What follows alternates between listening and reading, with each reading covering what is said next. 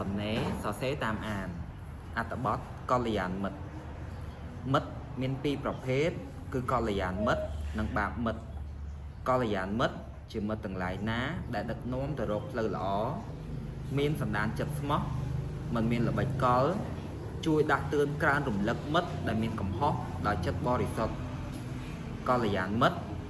ជាមិត្តដែលមិនចេះមើលបំណាំគ្នាមិនរើសអើងជួយទុកធុរៈគ្នាទៅវិញទៅមកកល្យានមិត្តជាមិត្តដែលមិនកេងចំណេញយកផលប្រយោជន៍គ្នានិងមិនបោះបង់ចោលគ្នាក្នុងគ្រាអាសន្នឡើយបាបមិត្តជាមិត្តដែលដឹកនាំទៅរកផ្លូវអាក្រក់ផ្លូវខុសហើយមានគ្រោះថ្នាក់បាបមិត្តខ្លះមានសម្ដីពីរោះផ្អែមល្ហែមគួរឲ្យចាប់ចិត្ត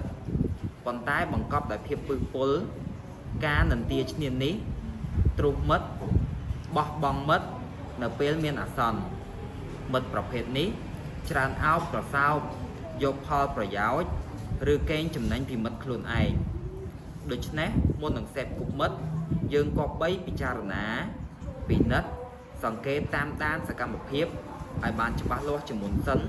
ទើបទទួលបាននៅកល្យានមិត្ត